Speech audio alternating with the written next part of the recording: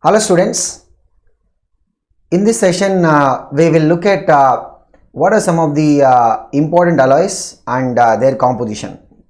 This is another easy going area in terms of the scoring perspective in competitive examinations like NEET or JEE, where we can expect questions like straight the alloy and its uses or applications, or we can also have questions on the composition of the alloy.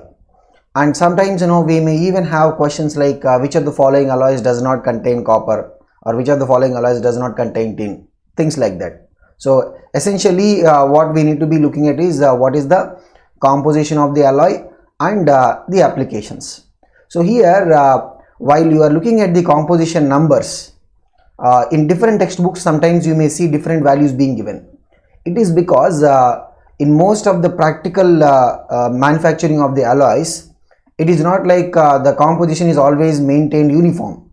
So majority of the alloys, they have variable composition, and that suits specific requirements and specific applications.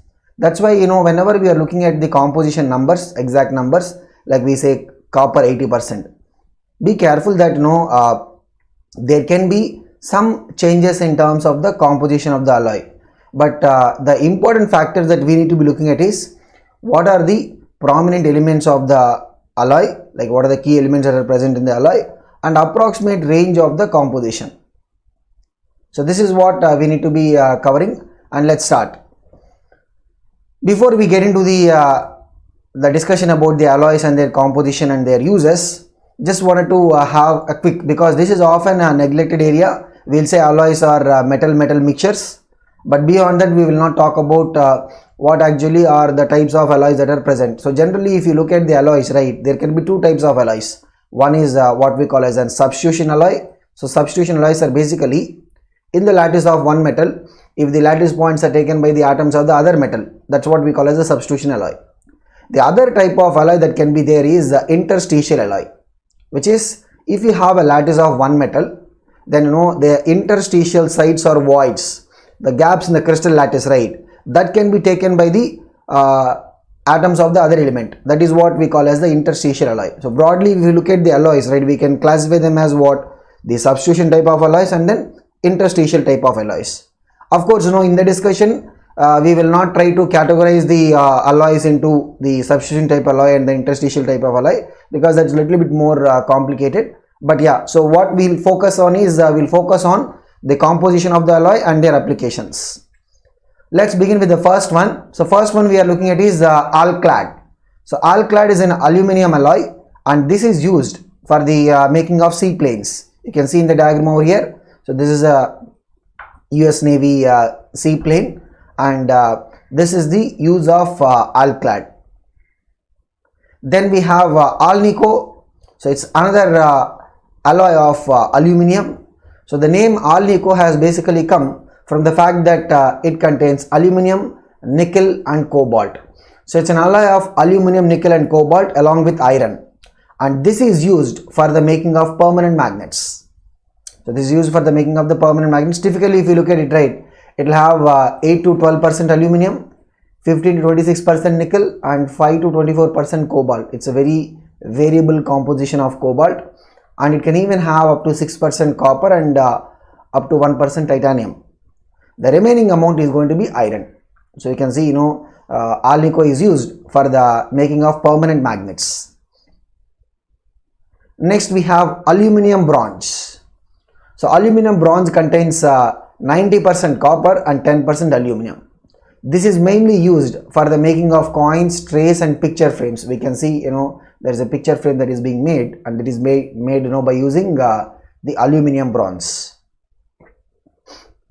Bronze is generally alloy of copper and tin. So here in place of tin we are having aluminum.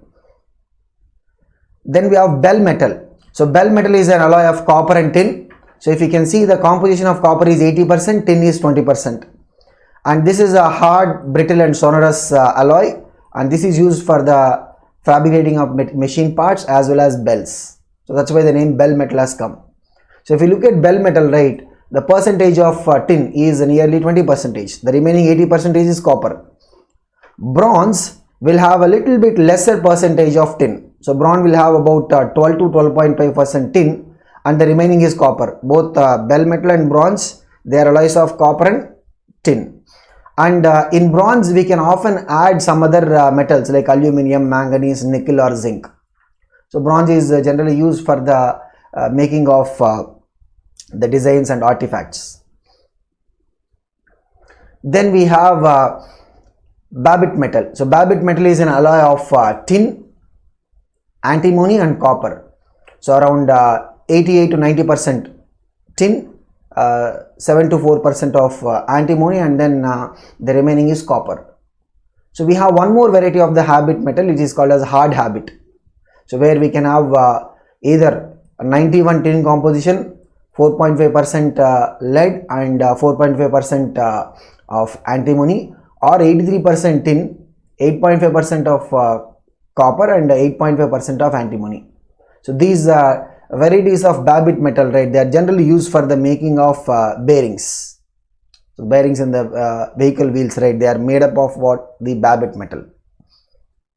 Then we have brass. So brass is made, brass is used for the making of utensils, and it's an alloy of copper with around 70% composition and zinc 30%. So the brass and bronze, right, they are very common alloys. Next we have Britannia metal or pewter. So it's an alloy of tin with around 85 to 95% and antimony 6 to 10% and copper.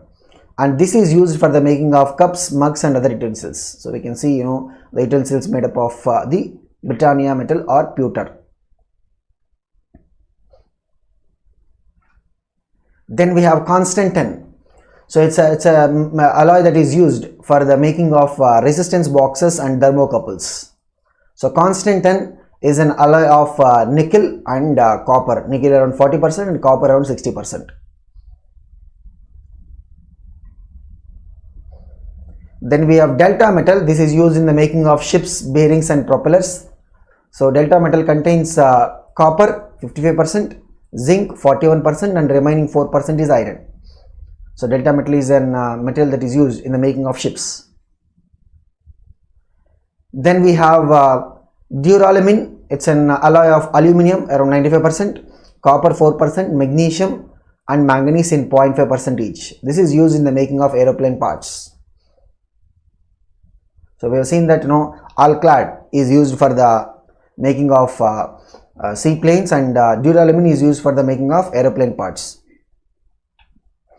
Then we have Dutch metal, which is used for the gold coverings. It's an alloy of copper and zinc. Dutch metal is an alloy of copper and zinc, and this is used for the gold coverings. So we can see the frames, right, we can have a gold covering by using the Dutch metal. Then we have electron. So in some people also write it as ELECTRON. That's also accepted. So either we use electron or electron.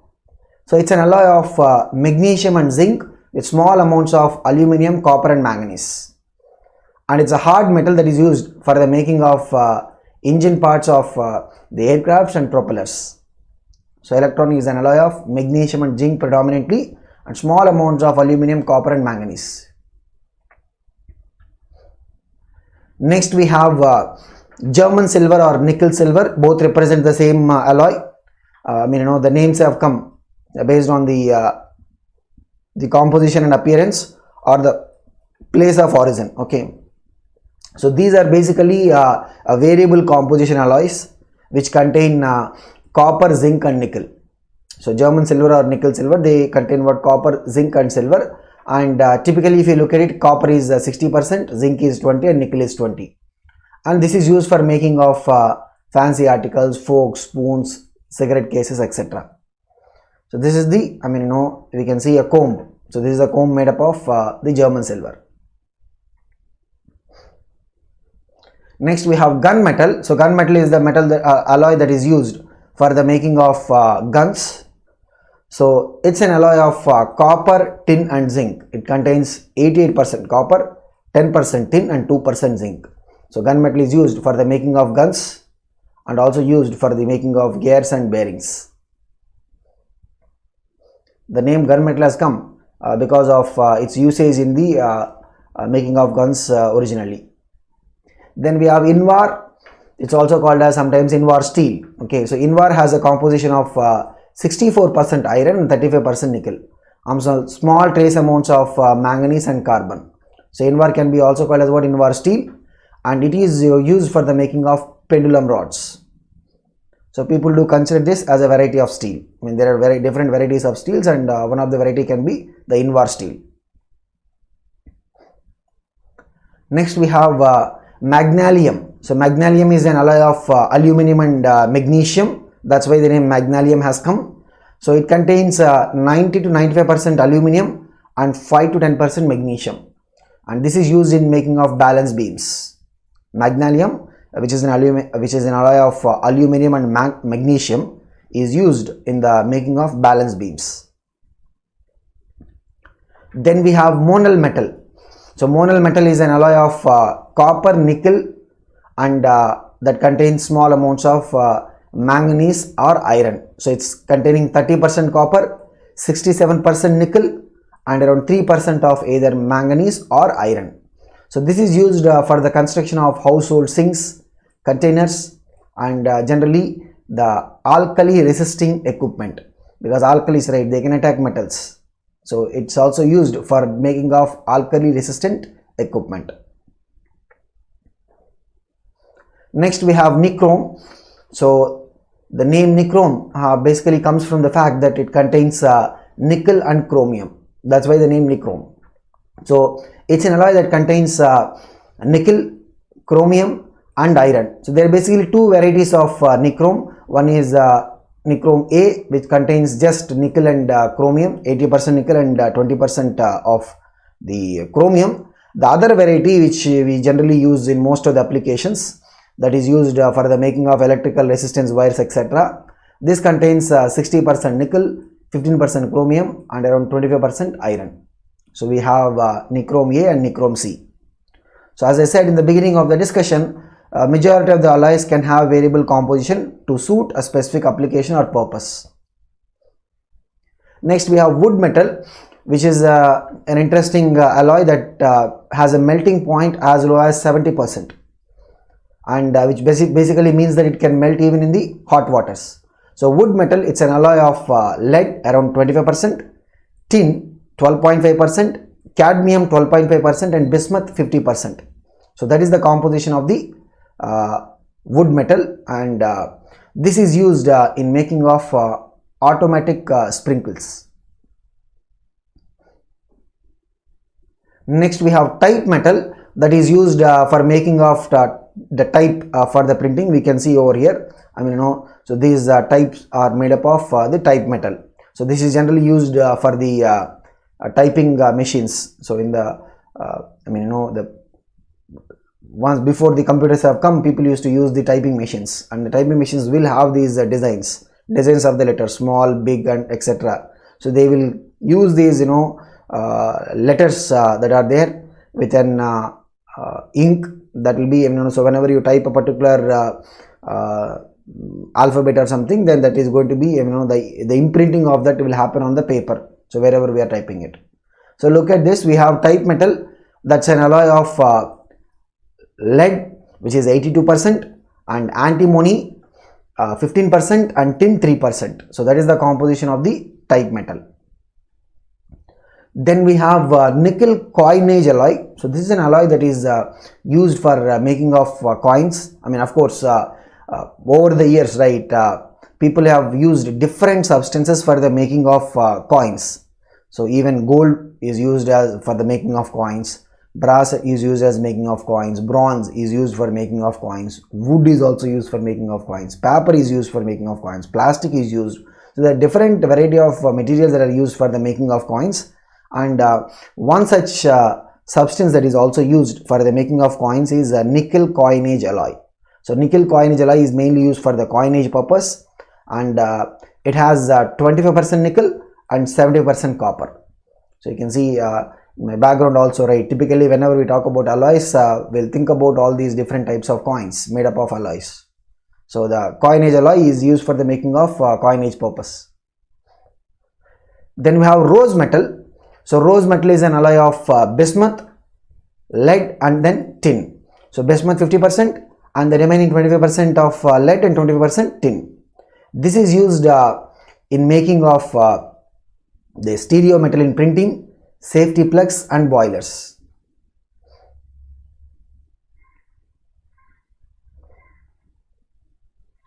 Next we have solder. So solder is another alloy that has got quite a variable composition. So typically if you look at the solder, it will have around 67% of tin and 33% lead. And of late we also see lead free solder. So solder, we notice that it is used in the making of the soldering wire, that is used for the making of electrical joints, etc. Then we have stainless steel.